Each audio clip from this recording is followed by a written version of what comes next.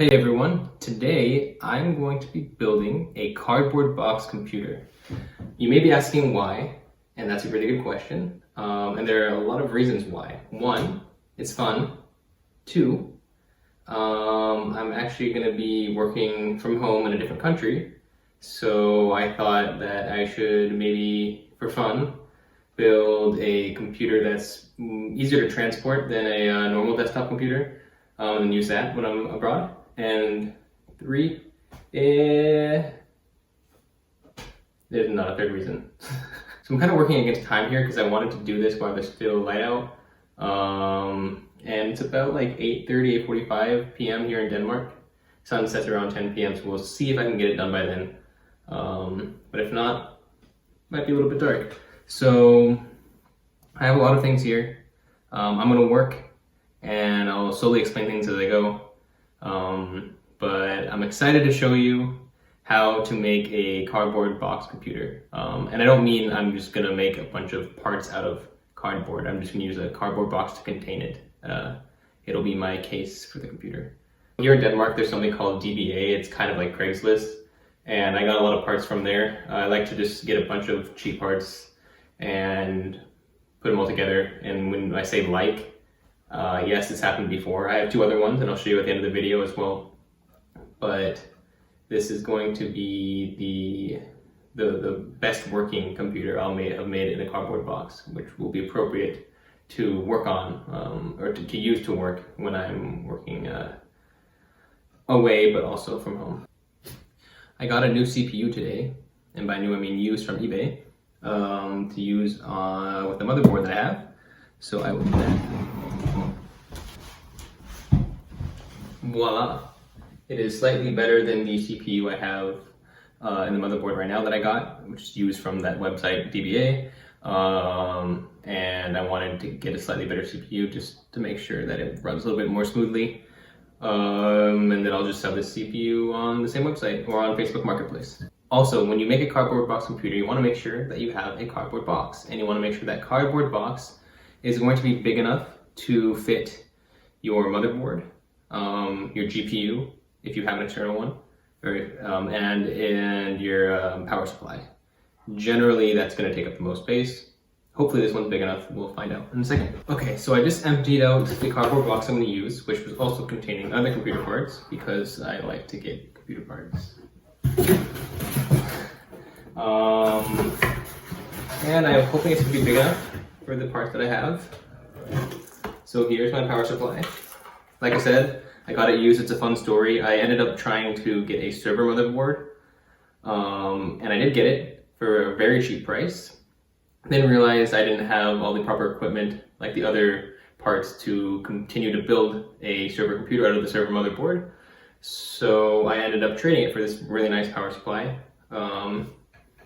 So yeah, I spent maybe $20.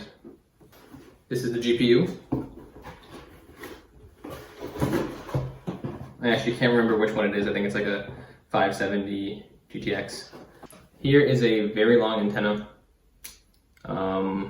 I have this old Wi-Fi card. I'm hoping that it'll fit together. It looks like it will, and be usable. Who knows? Maybe it's too old. We'll find out. Here's some cleaning solution for cleaning the CPU, for cleaning the CPU, because we're going to be swapping the CPU that the motherboard currently has in.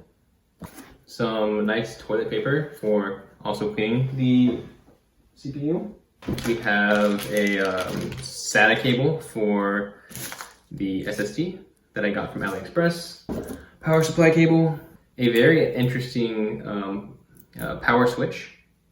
I got this off Amazon. It does the job. This is the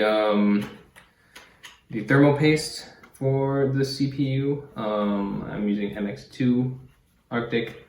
I have some cable ties.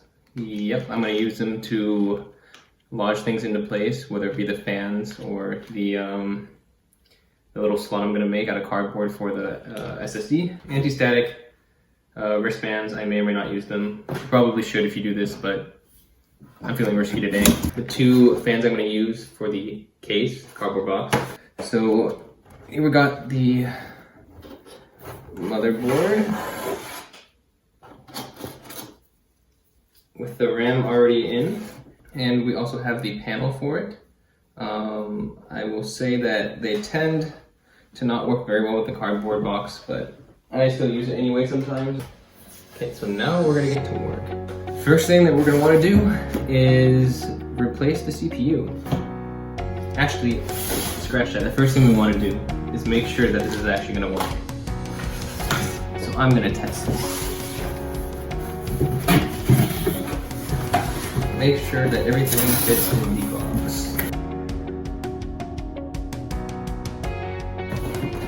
Looks like everything barely fits. The power supply is gonna have to go on its side. That's always fun.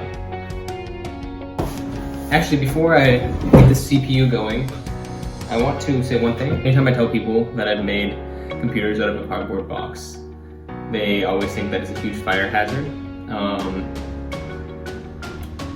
I will say that it is not a fire hazard unless your computer is already kind of blowing up, because the hottest your CPU should ever get is to 100 degrees Celsius, and then it should start throttling and probably not get much hotter than that. If it does, that's also a problem.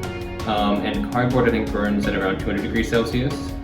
So it's not gonna just start going off in flames, but if something else happens, and if your computer essentially explodes already, then yes, the cardboard from the cardboard box will help the fire burn faster. If you're already sure about the supplies you're using and you think that they're stable enough and that they're good enough quality, then using a cardboard box should not be a problem. If you try this at home and it lights on fire, do not blame me. I am just saying that from my experience with my other two cardboard boxes, and some of them are use old parts from like early 2000s, I've never had an issue. Okay, so first we're going to take off the CPU fan. Okay, so now we have the CPU. Let us clean it off. So I use this Arctic Clean little kit I got. The first thing I have is thermal paste remover. The next thing I have is this surface purifier. So I use a remover, clean it off with some toilet paper, and then I'm going to package it away, or put it away, and then put the new one on, make sure that one's all clean, and then clean off the fan, maybe not in that order, and then apply paste and put it back on.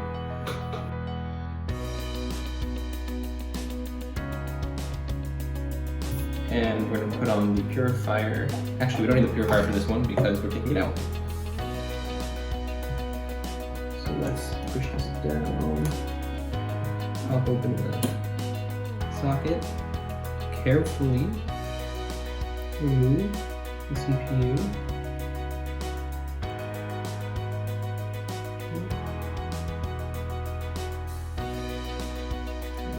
Set that down over here. Now, I'm going to pop open the new one.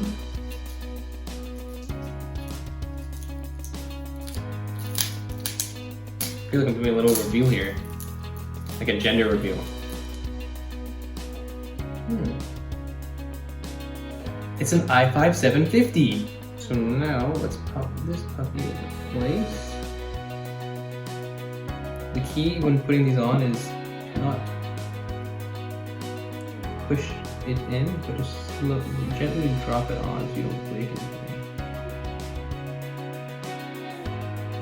Don't want any lint on the CPU. We want to make sure it stays nice and cool. It's very important. You want low CPU temperatures. So now that's done, we can do some fun stuff.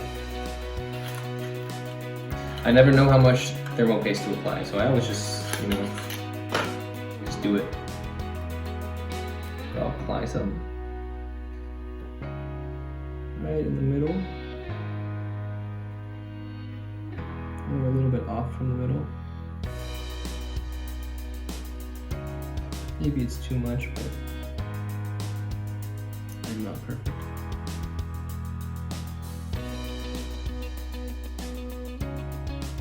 So here's the thing about the thermal paste is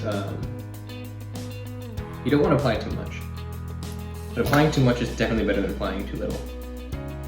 Bad things happen when you apply too little. So let's pop the CPU container thing, whatever you call it. Make sure the CPU stays tight.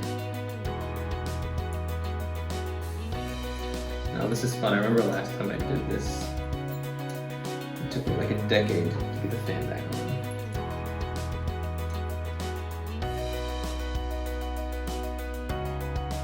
I think that works it. But to be honest, I'm not sure.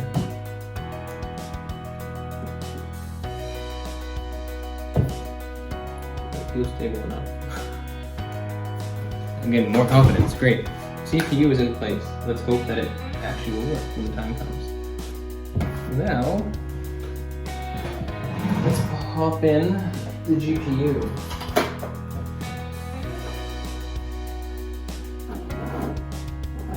This is also a GPU I got from DBA.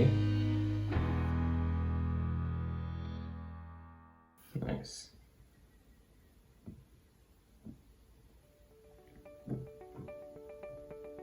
A little wobbly. Let's hope that's not a problem. I also just realized that this metal part is sticking below the the motherboard, so that's gonna maybe make a hole in the bottom of my box, but that's an issue for later. What do we want to do next? Make sure the memory is in.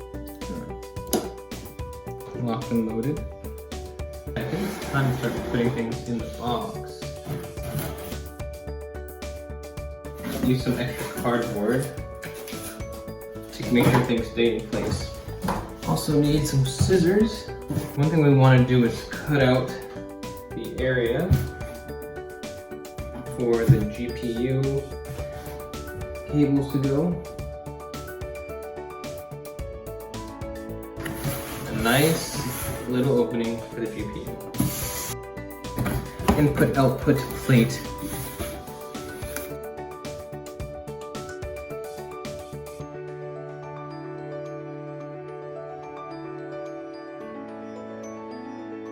I know it's not beautiful, but whoever said it was supposed to be beautiful.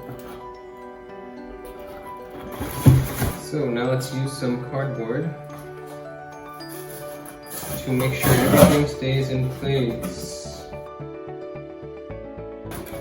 I also apologize that you can't see very much inside the box, but my phone is just resting really nicely on the windowsill. Yes, I'm recording with my phone, and I do not want to move it. But I will show you after. Just want to make sure everything will work as I would like. So what I'm going to do is take this piece, split it in half, and then we'll see. So yeah, I'll take these two, I'll bend them. Ideally they're kind of straight, but maybe I will fail. Use a table, so now this one's bent. Let's do the same thing with this one. And then I'm gonna glue them together, like so. And then I'm gonna have the power supply on this side and the motherboard on this side. That way they don't, shove against each other and break each other. You can see the lighting's getting a little bit worse. I am really trying to make it in time. I do this to myself. The super glue is strangely warm. Now we're gonna put this power supply in.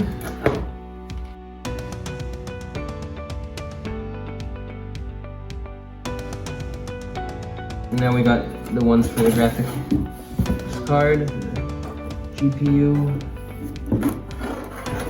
This guy wants to take all of my power and he's trying to take two, so I guess I gotta give him a once. Now those are in. We have a few things left to do. I'm gonna turn the light on. I need to make a hole for the power supply.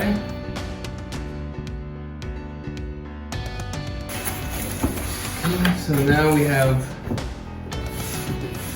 power supply in the front next to everything else. That's not normal, but that's how I'm doing it. Next thing we're gonna do is add a little slot for the SSD. What I'm gonna do is take this cardboard and zip tie it to the box, and then have make like a little pouch for the drive to fit in. We'll see if all is well. This drive should fit in nicely.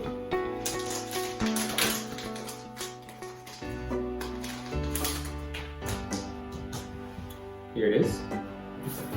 So it'll look just like, actually like this. Nice and neat.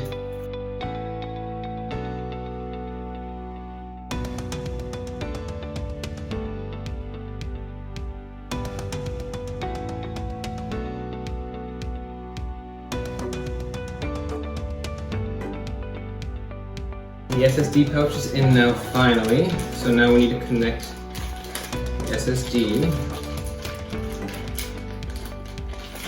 There we go. We need to connect the SSD to the motherboard. And don't worry, I will show you what everything looks like. I just cannot move that camera. The cable is in. Now we need to connect the power supply to the SSD. We're getting close. Now I'm going to connect the power switch.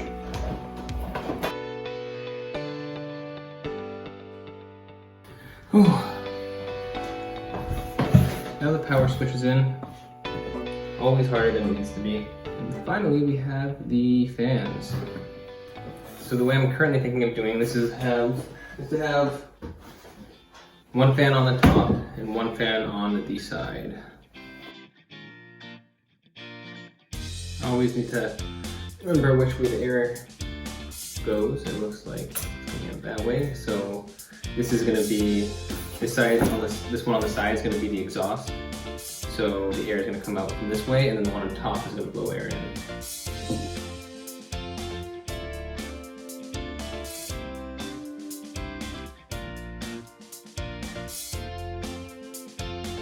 The exhaust fan is done. Now we just got to do the one on the top. I think it's almost 10 now, unfortunately.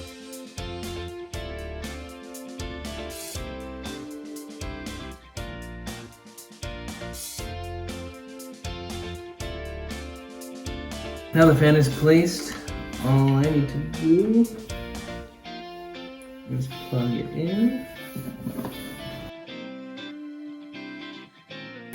The fans are plugged in. There's one more thing I wanted to do. There is a Wi-Fi card.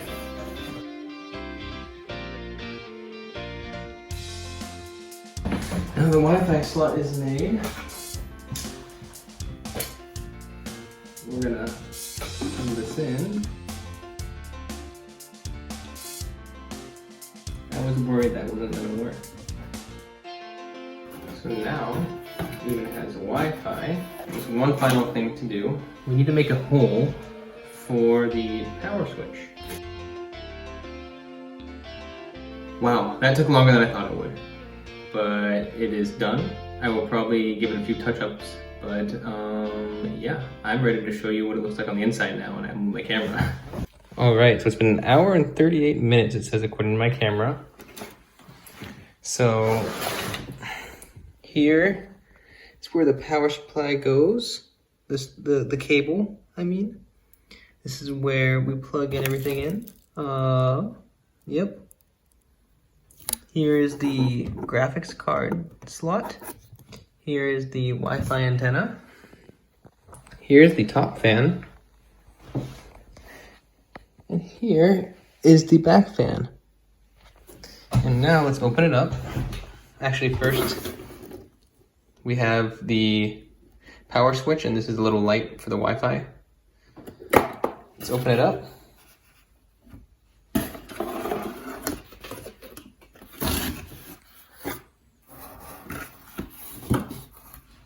So here we have the inside. So there's a Wi-Fi card here. There's the power, or there's the GPU. This is the power supply. This is the little, if you see the cardboard right in the middle, right in here. This is the little separator I made. And here's the little slot I made for the SSD. And you can see it connecting. And that is the inside of the cardboard box. One of the benefits of making your computer inside a cardboard box is that it's really easy to go inside and fix it if something goes wrong. And there we have it. Now let's turn it on and see if it works. So the power cable is now plugged in. I've not turned it on yet, but we'll do that right now. We'll flip on the power supply. I saw something bling, that's good. And then we're gonna turn on the computer with the power switch.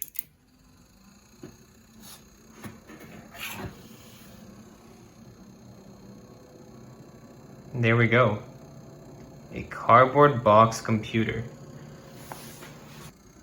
Let's open it up and see if everything's good inside. I feel a lot of air. Yep, everything seems to be running. It does keep turning on and off, but I will have to investigate that with the monitor. It could be various reasons, like there's no keyboard or mouse plugged in. It's not plugged into any monitor or anything, so sometimes it gets mad, but we'll see. We'll test it out and see what's wrong. And I'll give you an update later.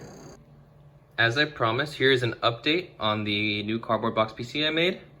So it turns out that the Wi-Fi card that I had was not compatible with the Windows 10, so I ended up removing it.